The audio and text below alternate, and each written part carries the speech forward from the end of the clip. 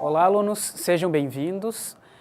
Nós vamos agora tratar sobre dicas do ENAD para a área de Direito Empresarial. E, inicialmente, o que eu gostaria de destacar para vocês é que na preparação, seja para a minha disciplina Direito Empresarial, seja para as outras áreas que vocês estão estudando, vocês não devem se preocupar tanto em dominar todos os conteúdos, todos os institutos, todas as nuances dentro daquela área, porque a prova do ENAD não é uma prova que exatamente exige que vocês demonstrem essa coleção de conteúdos já internalizados dentro de vocês. Ela é uma prova que foca muito mais na capacidade de interpretação. Ou seja, o que o examinador espera de vocês é que vocês, como quase bacharéis em Direito, tenham condições de analisar, interpretar e chegar a conclusões de questões jurídicas, envolvendo as várias áreas do direito e, dentre elas, claro, o direito empresarial. Dentro desse espírito, o que eu gostaria de reforçar para vocês nos estudos é um aspecto que quem foi meu aluno sabe que eu falo, martelo e repito bastante, que é nada mais nada menos do que a base interpretativa do direito de empresa. A base do direito interpretativa desta área do direito, como vocês sabem, é o conceito de empresa. Por quê? Porque com a edição do Código Civil de 2002, nós tivemos uma mudança relevante em termos de qual é o conceito-chave para essa disciplina. No antigo Código Comercial, nós tínhamos a vigência da teoria dos atos de comércio. Teoria esta que dizia que é comerciante aquela pessoa que tem a sua atividade listada num ato normativo que disciplina quem são ou não os comerciantes. Então, nós tínhamos um certo decreto que listava aquelas atividades que eram comerciais ou não. O Código Civil de 2002 adota a teoria italiana, que foca muito mais no exercício da atividade do que quem é ou não comerciante. Então, se vocês olharem comigo aqui no quadro, nós destacaremos que o conceito de empresa, à luz do que estabelece o Código Civil, é uma atividade. Que tipo de atividade é esta, de acordo com o artigo 966? Em primeiro lugar, nós estamos tratando de empresas. Portanto, esse tipo de atividade é uma atividade econômica. O que significa ser atividade econômica? Ela tem uma finalidade lucrativa. Mas como eu posso obter lucro? A resposta é: eu preciso ofertar para o meu consumidor, o meu adquirente do produto, ou um bem que eu produzo, ou que eu comercializo, ou mesmo um tipo de serviço que eu presto. Portanto, como a gente pode sedimentar o conceito de empresa? Empresa é atividade econômica organizada e não eventual de produção ou circulação de bens, ou ainda de prestação de serviços. A segunda questão, definida então o que é empresa, que eu destaco para vocês, voltando ao quadro, é quem exerce atividade econômica, mas não é empresa. E isso está lá no parágrafo único do artigo 966, que vai dizer que não é empresário quem exerce atividade de natureza artística, científica, literária ou intelectual. Vamos adiante.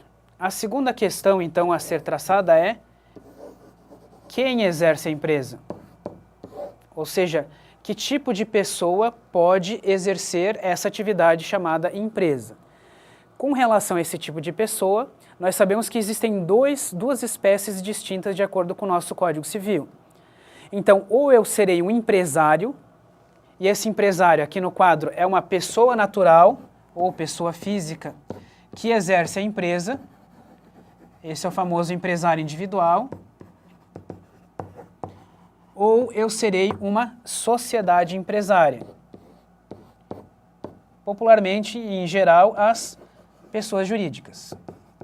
Ou seja, para ser empresário, ou eu sou uma pessoa natural que constitui a minha empresa, sou um empresário individual, ou eu constituo uma sociedade com duas ou mais pessoas, lembrando da exceção da Eirélia. A Eirélia é um caso em que eu posso constituir uma pessoa jurídica que possui apenas um único dono, o titular da Eirélia.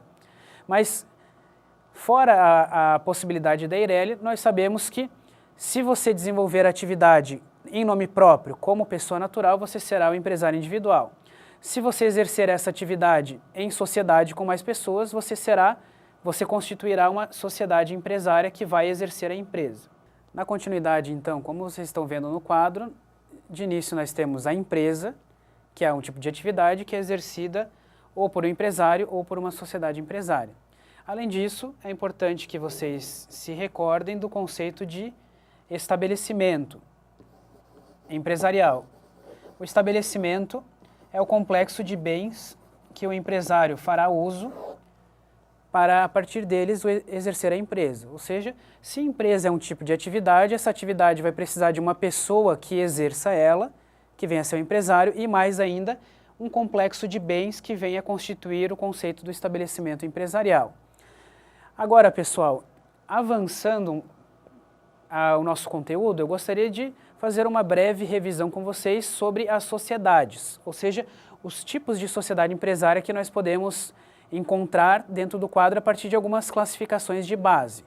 Voltemos aqui ao quadro. Nós podemos classificar as sociedades a partir de diversos critérios. O primeiro deles, mais básico, seriam: eu tenho sociedades que não possuem personalidade jurídica e sociedades que possuem personalidade jurídica. Sociedade sem personalidade jurídica são dois casos: a sociedade em comum, que nada mais é do que a sociedade irregular, e a sociedade em conta de participação, que é uma espécie de contrato de investimento em que, lembrando, existem dois tipos de sócios. Um é o sócio ostensivo e o outro é o sócio oculto. Nas sociedades com personalidade jurídica, nós fazemos uma distinção entre as que não são empresárias e as que são empresárias. As não empresárias, de acordo com o artigo 982 do Código Civil, são simples, enquanto que as empresárias são simplesmente consideradas sociedades empresárias. Dentre as sociedades não empresárias, eu destaco especialmente para vocês a sociedade simples, propriamente dita, que é o tipo básico que contém as regras do Código Civil a respeito das sociedades. Enquanto nós vamos ter um outro tipo de sociedade simples chamado cooperativa. E aqui vai um lembrete para vocês. De acordo com o parágrafo único do artigo 982, a cooperativa é sempre uma sociedade simples, independentemente do seu objeto. Então, se você considerar uma cooperativa de crédito, mesmo que ela seja uma instituição muito semelhante a uma instituição financeira, ela é considerada uma sociedade simples.